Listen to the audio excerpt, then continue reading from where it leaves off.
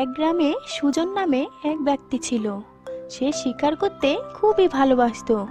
মাঝে মধ্যে বনে জঙ্গলে যেয়ে শিকার করত, আর বাকি সময় চাষাবাদ করে জীবিকা নির্বাহ করত।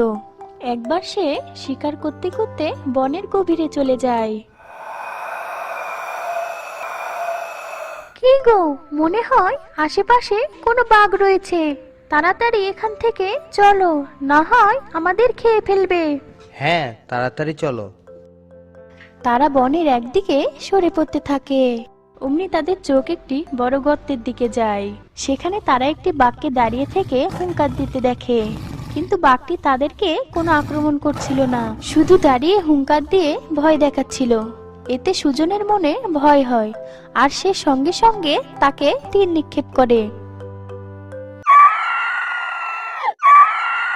তীরের আঘাতে বাঘটি মাটিতে পড়ে যায়। সুজন বাঘটির কাছে যায়, দেখতে পায় বাঘটি মারা গেছে। তাহলে বিপদ কেটে গেল, এবার চলো যাওয়া যাক। দাঁড়াও, আমি কোনো কিছুর কান্নার শব্দ পাচ্ছি, ওদিকটা একটু দেখে আসি। বউ সেখানে গিয়ে দেখতে পায় গর্তের মধ্যে একটি বাঘের ছানা পড়ে আছে আর ক্ষুধায় কান্না করছে। হ্যাঁ গো, তুমি এটা কি করলে? বাঘটি তো আমাদের কোনো আক্রমণ করতে আসেনি, আমরা চলে গেলেই পারতাম। এখন এই ছোট বাচ্চাটির কি হবে? রাখো এটাকে, অন্যদিকে যাই চলো। না, আমি এই বাচ্চাটিকে এভাবে ঠান্ডার মধ্যে একা ফেলে যেতে পারি না। এভাবে থাকলে মারা যাবে। তার মাকেও মেরে ফেলেছো, এখন তাকেও মৃত্যুর দিকে ঠেলতে চাও? আচ্ছা, তাহলে তুমি একে নিয়ে নাও, সে বড় হলে তাকে জঙ্গলে ছেড়ে দেব। এরপর থেকে তারা তাকে লালন পালন করতে থাকে। আজ থেকে আমরা তাকে টাইগার নামে ডাকবো। দেখতে দেখতে টাইগার অনেক বড় হয়ে যায়। টাইগার যেখানেই থাকুক, সুজন তাকে ডাক দেওয়ার সঙ্গে সঙ্গে সে ছুটে চলে আসে। তারা তিনজন একসাথে বসে খাবার খায় এবং পাশের খাটে টাইগার ঘুমায়, আর আরেক খাটে সুজন ও তার বউ।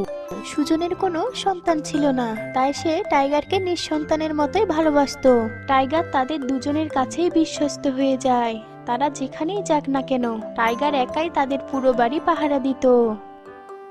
একবার গ্রামে খুব বন্যা হয় এবং সুজনের সব ফসল ডুবে যায়। গ্রামে অনেক দিন পানি থাকার কারণে সুজনের সংসারে অভাব দেখা দেয়। তারা তিন বেলা ঠিকমতো খাবার খেতে পারে না, প্রায় তাদের না খেয়ে থাকতে হয়। টাইগার তাদের অবস্থার কথা বুঝতে পেরে জঙ্গল থেকে একটা শূকরের বাচ্চা মেরে আনে। আরে দেখো, টাইগার আমাদের জন্য কি এনেছে। টাইগার তো জানে না আমরা শূকরের বাচ্চা খাই না। পরদিন টাইগার আবার বেরিয়ে পড়ে। এবার সে বন থেকে একটি বুনো মহিষ ধরে আনে। সুজনের বউ এটি দেখে খুবই খুশি হয়, আর তাদের অনেক দিনের খাবার ব্যবস্থা হয়ে যায়। এভাবে তাদের সময় বেশ ভালোই যাচ্ছিল। একদিন হঠাৎ টাইগারকে আর দেখা যায় না। আরে, এটা কি হলো? টাইগারের কোনো বিপদ হয়নি তো আবার? কোথায় গেল সে? তুমি একটু খুঁজে দেখো না, কোথায় গেল সে? মোহন টমের খুঁজে বের হয়, কিন্তু কোথাও তাকে খুঁজে পাওয়া গেল না।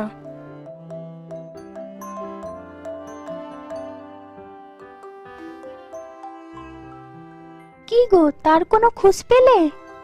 না, কোথাও পেলাম না। হে খোদা, তুমি ওকে ফিরিয়ে দাও। রাতের বেলা দুজন চিন্তিত অবস্থায় ঘুমিয়ে পড়ে।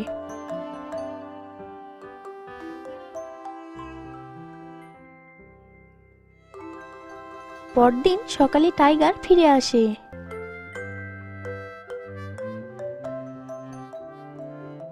ওগো দেখো, আমাদের টাইগার ফিরে এসেছে। আরে, তাই তো, কিন্তু তার গায়ে এত কাদামাটি কেন? সুজন পানি ঢেলে তার গা ধুয়ে দেয়। কিছুক্ষণ পর টাইগার মোহনের কাপড় কামড়ে ধরে টানতে লাগলো। আরে আরে, এ কি করছিস টাইগার? পাগল হয়ে গেলি নাকি? কাপড় ছিঁড়ে যাবে তো। মনে হচ্ছে সে তোমাকে কোথাও কিছু দেখাতে চাচ্ছে, গিয়ে দেখো। সুজন টাইগারের পিছু পিছু যায়। টাইগার তাকে একটি পাহাড়ের গুহায় নিয়ে যায়।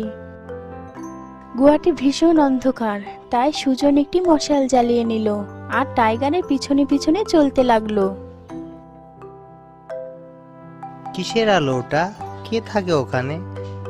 সুজন সতর্ক হয়ে আস্তে আস্তে এগোতে লাগলো।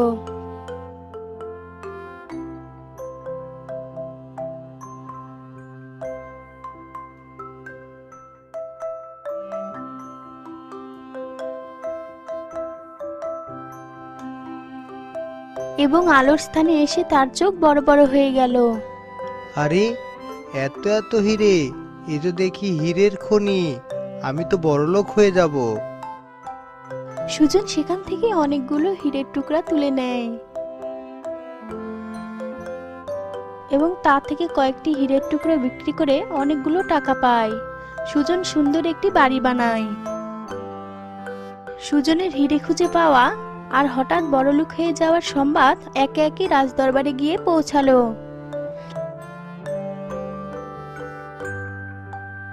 সে দেশে রাজা ছিল একজন অত্যাচারী লোভী। সে সুজনকে রাজদরবারে ডাকে এবং তার বাঘকে দিয়ে দিতে বলে। মহারাজ, আমার কোনো সন্তান নেই। আমি এই বাঘটিকে সন্তানের মতন পেলে পুষে বড় করেছি। আমি এটা দিতে পারবো না। তুমি এটাকে দিয়ে দিবে, নইলে তোমার গর্দান উড়ে দেব। সুজন বাড়িতে এসে তার বউকে সব বলে। এতে বউয়ের মনে খুবই কষ্ট হয়। তুই আমার সন্তান, কিন্তু রাজা তোকে আমার কাছ থেকে কেড়ে নিচ্ছে। এটা বলে সুজন কাঁদতে লাগলো এবং টাইগার তার মনের কথা বুঝতে পেরে তার চোখ দিয়েও পানি পড়ল। যথাসময়ে সে টাইগারকে রাজদরবারে পৌঁছে দিল এবং রাজামশাই সেনাপতিকে বললেন, সেনাপতি, বাঘটিকে নিয়ে সারা রাজ্যে চষে বেড়াও। আমিও তোমাদের সঙ্গে আসছি। সেনাপতি পাহাড়, জঙ্গল ইত্যাদি বাঘটিকে নিয়েই ঘুরতে থাকে।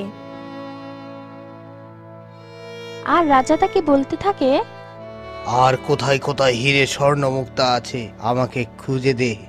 আমার সম্পদ হতে হবে সবার থেকে বেশি, সব রাজার চেয়ে বেশি। হঠাৎ বাঘটি রাজাকে আক্রমণ করে বসল। বাঘের ভয়ে সবাই পিছনে সরে গেল। এই সুযোগে বাঘটি পালিয়ে গেল। ওহ ওহ, আমাকে কামড়ে মেরে ফেলতে চেয়েছিস তুই? তোকে আমি ছাড়বো না। তোমরা যাও, যেখান থেকে পাবে সেখান থেকে ওকে ধরে নিয়ে আসবে। সবাই বাঘটির পিছনে দৌড়াতে থাকে। এদিকে বাঘটি সুজনের ঘরে এসে ঢোকে। আমার টাইগার এসে গেছে। আরে টাইগার, তোকে নিয়ে কত চিন্তা হচ্ছিল। তুই ভালো আছিস তো? এমন সময় রাজার সৈন্যরা এসে পড়ে এবং ধরে বেঁধে টাইগারকে মারতে থাকে। মারতে মারতে আধমরা করে রাজার দরবারে টাইগারকে নিয়ে যায়। বেঈমান, আমাকে হত্যা করতে চেয়েছিলিস তুই? এই বলে রাজা বাঘটিকে তীর মেরে হত্যা করে ফেলে। তারপর লাশটিকে সুজনের বাড়ি পাঠিয়ে দেয়। সুজন ও তার বউ অনেক কাঁদে। অবশেষে তারা টাইগারকে ঘরের পাশেই কবর দিয়ে দেয়। কিছুদিনের মধ্যেই তারা দেখতে পেল টাইগারের কবরের উপরে একটা গাছ উঠেছে এবং গাছটি অনেক অদ্ভুত। তাতে কোনো পাতা নেই, কেবল ডালপালা। গাছটি যখন বড় হলো তখন তাতে সোনারাম ধরতে শুরু করলো। আরে আশ্চর্য, গাছে সোনারাম! এবার সুজন খুব চড়া দামে সোনারাম বিক্রি করতে শুরু করলো। এতে সে আরো ধনী হয়ে গেল। রাজার কাছে যখন এই সংবাদ পৌঁছালো তখন সে সুজনের কাছ থেকে গাছটি নিজের অধিকারে নিয়ে নিল। কিন্তু রাজার অধিকারে যাওয়ার পর গাছটি থেকে সোনার বদলে মাটিরাম ধরা শুরু করলো এবং তাতে বেশ দুর্গন্ধ হতে লাগলো, যার কারণে কেউ কাছে আসতে পারতো না। রাজা রাগ হয়ে গাছটিকে কেটে ফেলে। সুজন গাছের টুকরোগুলো দিয়ে একটি খাট বানায় এবং তাতে ঘুমোতে থাকে। এরপর সে দেখতে পেল খাটের উপর ঘুমানোর ফলে তার সমস্ত রোগ ভালো হয়ে গেছে। আরে বউ, দেখেছো, আমার তো সব রোগ ভালো হয়ে গেল। হ্যাঁ, তাই তো। আমার কোমর ব্যথা ছিল, পেটেও অসুখ ছিল, আজ সকাল থেকে সেসব কিছুই নেই। সুজনের এই সংবাদ সারা এলাকায় ছড়িয়ে পড়ে এবং বিভিন্ন জায়গা থেকে রোগীরা আসতে শুরু করে। যখন এই সংবাদ রাজার কানে গেল তখন রাজা লোক পাঠিয়ে সুজনের খাটটি ছিনিয়ে নিল। এরপর রাজা সেটিকে নিজের কামরায় রাখলো। পরের দিন রাতে রাজা সে খাটে ঘুমোতে যায়। আহ, আমার সব রোগ ভালো হয়ে যাবে। আমি আজ থেকে অমর হয়ে যাব। রাজা খাটে শুয়ে ঘুমিয়ে পড়ে। পরদিন সকালে রাজা বুঝতে পারে তার সারা শরীর অবশ হয়ে গেছে, সে আর নড়াচড়া করতে পারছে না। আস্তে আস্তে রাজার অসুখ বাড়তে থাকে এবং একসময় সে মারা যায়।